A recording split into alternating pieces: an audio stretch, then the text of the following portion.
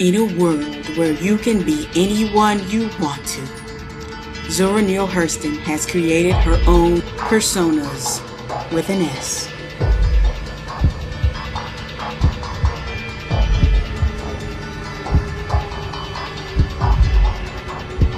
She sees your soul.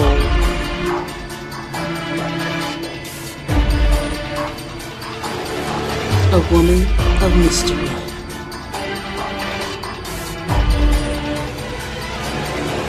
And beings.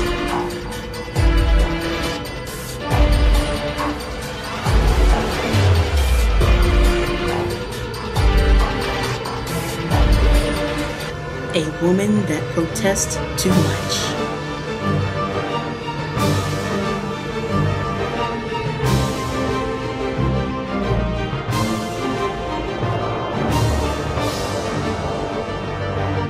A woman that needs elbow room, not Prozac. But what really sets Zora off?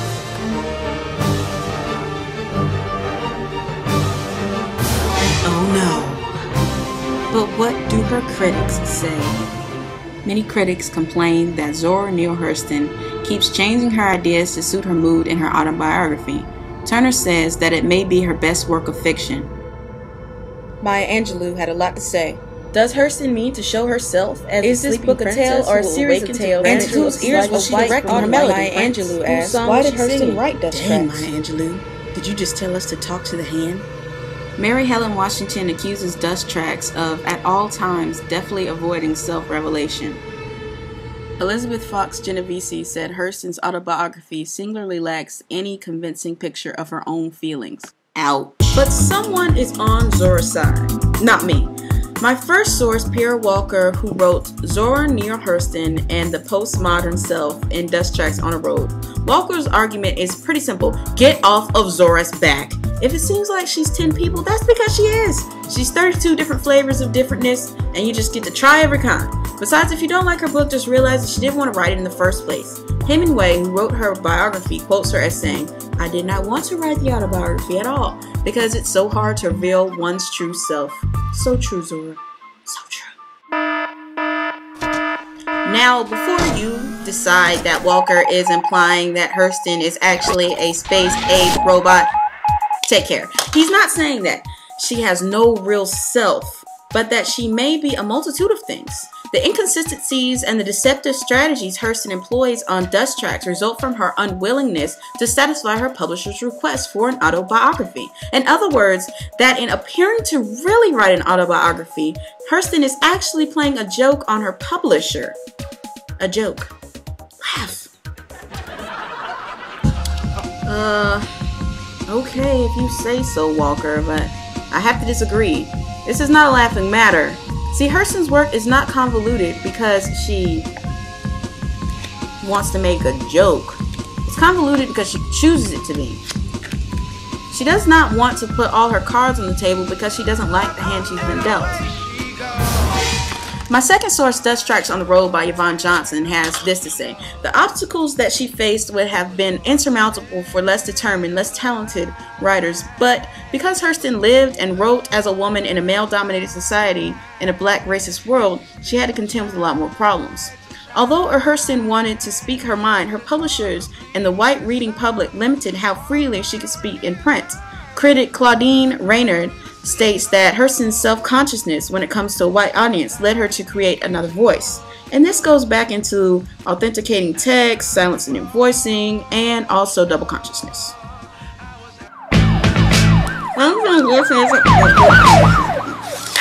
Silencing and voicing, as you know, friends and neighbors, silencing and voicing is a concept that, due to societal oppression, African Americans as an ethnic group have experienced socio-political silencing.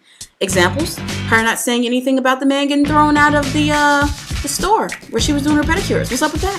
Her deciding not to understand the white man that was giving her advice on how not to be a nigger. Beep. Was implying that she was in fact a nigger. Beep. You don't tell somebody not to be a nigger unless you already think they're a nigger. Come on, Beep. Be serious. In literature, silencing and voicing is reflected in historical content and the main character's motivation and experiences. For example, a writer may create a character that has difficulty speaking literally and metaphorically because of social circumstances. Now you might say, oh, Zora Neale Hurston doesn't have any problem speaking in any type of circumstances anytime at all. Wrong. She was not able to be outspoken on some issues that she definitely should have been. Why? Because she chose not to. She has created a persona in her autobiography that is not actually her, but is someone else, and it gets her off the hook about having to tell the truth.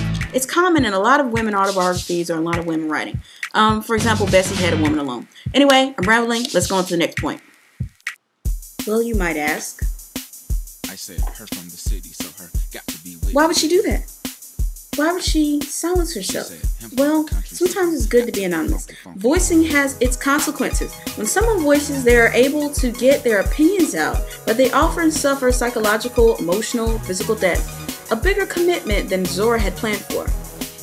Judith Robbie writes in Generic Strategies in Zora Neale Hurston's Dust Tracks on the Road about another prevailing theme in the book, double consciousness. As you all know, honey bunnies, double consciousness is an ethnic term and an African American's ability to know who she or... Oh, crap. Forgive my illiteracy. We'll be right back. Judy Robbie writes in her article about double consciousness. As you all know, honey bunnies, double consciousness is in ethnic terms an African American's ability to know who he or she is as an individual. But the African American also is aware of the societal oppression that is pressing down on them at all times. See, people see them as a black person, even though they individually know that they're actually like an individual person. You see what I mean? Roby writes in Generic Strategies of Zora Neale Hurston's Dust Tracks on the Road about how Zora had a hard time as a kid. A lot of us had hard times, but Zora kind of had a hard time too. Robbie writes that Zora's new perception of herself as a black girl rather than as a mythic goddess in love with an anamorphic celestial bodies indicates that she has begun to perceive the world through the eyes of the outside/white world. In a later chapter, the narrative voice announces, Jacksonville made me know I was a little color girl. In the absence of an insider's eye to narrate that world, the black mythic microcosm dissolves. The road emerges and supplants the garden as a prevailing trope. She's essentially stepping out of the Garden of Eden into the real world where things are not sweet and innocent, but harsh and realistic. But you can't keep Zora down. Instead of having a cow, she milked it. See, Zora Neale Hurston knew how to play to the crowd. Ruby writes that Zora realized the benefits of fooling white people when she read aloud to the delegation, and in response to their queries, lies about how she loves school. In exchange for her performance, she receives remuneration in the form of stuffed dates, preserved ginger, and later books and dollars worth of pennies. Okay. This encounter in effect teaches Zora to play the picaro, or to exploit the white world that holds the lever of power. She uses the evil of double consciousness for good. See, she goes against the system. She makes the system work for her. I guess she figures if they're gonna typecast her, then she's gonna choose her own role. Let's recap 3 points, and I gotta go. That's what my preacher says. First point, Hurston becomes the postmodern persona in her book. She is scattered because the postmodern hero is scattered. She never wanted to write a book in the first place, so it's entirely possible that she wrote a book of fiction with full knowledge that it was in fact fiction. Give the lady the benefit of the doubt. She writes fiction. Come on, eyes are watching God. Oprah made it. Jeez. Hurston, number 2, is experiencing double consciousness. That is why she is so hesitant to express her true self in this book, and perhaps why she only gives us a smattering of her true personality. She perceives herself to be a person, but can't get over the fact that everyone doesn't like her personality. Or her personally. 3, Hurston is also dealing with silencing and voicing. She doesn't really belong in any community in her opinion, so she does not make definite statements about whiteness or blackness. I'm sure she has some opinion up in the noodle about those things, but she keeps it to herself. Why? Because as the famous black griot Jay-Z says, she doesn't want to offend her political connects.